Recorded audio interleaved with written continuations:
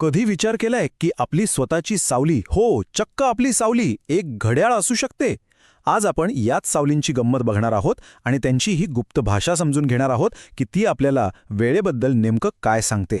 तर मग प्रश्न हा आहे की आपली सावली केवळ एक अंधार नसून ती आपल्याला वेळ आणि पृथ्वीवर आपण कुठे आहोत याबद्दल अगदी अचूक माहिती देऊ शकते.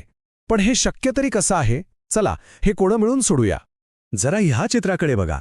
खरं तर वेळ मोजण्याचं सगळं रहस्य ना ते यातच दडलंय. जसं जसा सूर्य आकाशात फिरतो तसतशी आपली सावली कशी बदलते हे यातून अगदी स्पष्ट होतं. चला तर मग याच्या मुळाशी जाऊया. तर सगळ्यात आधी बघूया सूर्य आणि आपली सावली आणि यातून सूर्याचा मार्ग कसा उलगडतो ते. आता बघा, पहिलं निरीक्षण तर अगदी साधं आहे. सकाळी जेव्हा सूर्य उगवतो तेव्हा तो क्षितिजाजवळ असतो, म्हणजे आकाशात एकदम खाली, आणि त्यामुळेच काय होतं तर आपली सावली एकदम लांबच्या लांब पडते. हे तर आपण रोजच बघतो, बरोबर? आणि मग येतो दिवसातला सगळ्यात महत्त्वाचा क्षण, दुपार. यावेळी सूर्य बरोबर आपल्या डोक्यावर असतो, आकाशातला त्याचा तो सर्वोच्च बिंदू. आणि याच क्षणी आपली सावली अगदी छोटीशी, सगळ्यात लहान असते. कधीकधी तर ती दिसेनाशीच होते. आणि मग संध्याकाळ झाली की काय, सूर्य पुन्हा क्षितिजाकडे जातो आणि आपली सावली परत सकाळसारखीच लांब होते. हे एक चक्र आहे जे रोजच्या रोज पूर्ण होतं. बरं, या साध्या सोप्या निरीक्षणातूनच एका मोठ्या संकल्पनेचा जन्म होतो, ती म्हणजे स्थानिक वेळ. चला बघूया हे नक्की काय आहे. तर स्थानिक वेळेची व्याख्या एकदम सोपी आहे.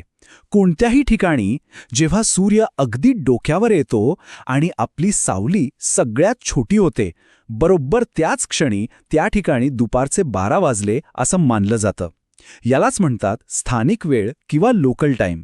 ठीक आहे, म्हणजे एका ठिकाणची स्थानिक वेळ तर आपल्याला कळली, पण याचा पूर्ण जगावर काय परिणाम होतो? म्हणजे सगळीकडे एकाच वेळी दुपार का होत नाही? चला या कोड्याचा पुढचा भाग पाहूया. जरा विचार करा. समजा मुंबईत आता दुपारचे 12 वाजले आहेत, तर मग काय जगातल्या प्रत्येक शहरात, प्रत्येक ठिकाणी दुपारचे 12 वाजले असतील? याचं उत्तर तुम्हाला नक्कीच आश्चर्यचकित करेल. चला एक मस्त उदाहरण घेऊया, मुंबई आणि कोलकाता. आता कोलकाता हे मुंबईच्या पूर्वेला आहे, बरोबर? आणि आपली पृथ्वी फिरते पश्चिमेकडून पूर्वेकडे. याचा सरळ अर्थ काय होतो तर सूर्यप्रकाश पूर्वेकडच्या भागांवर आधी पडतो. म्हणूनच कोलकात्यामध्ये मुंबईच्या आधी सूर्य डोक्यावर येतो, म्हणजे तिथे दुपार मुंबईपेक्षा आधी होते. आणि आता आपण येतोय या सगळ्याच्या शेवटच्या आणि सगळ्यात इंटरेस्टिंग भागाकडे. वेळ आणि रेखांश यांचा नेमका संबंध काय आहे ते आता पाहूया. आपल्याला माहिती आहे की पृथ्वी गोल आहे, एका पूर्ण वर्तुळासारखी, म्हणजे तिचे एक पूर्ण परिवलन होतं 360 अंशांचं.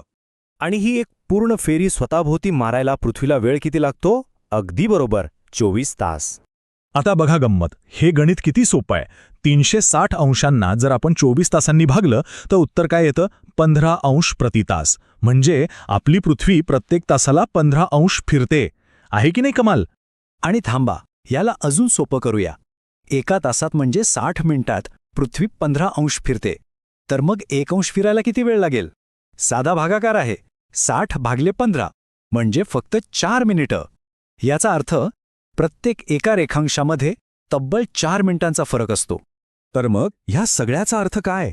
तांत्रिकदृष्ट्या पाहिलं तर प्रत्येक रेखांशाची स्वतःची अशी एक वेगळी स्थानिक वेळ आहे.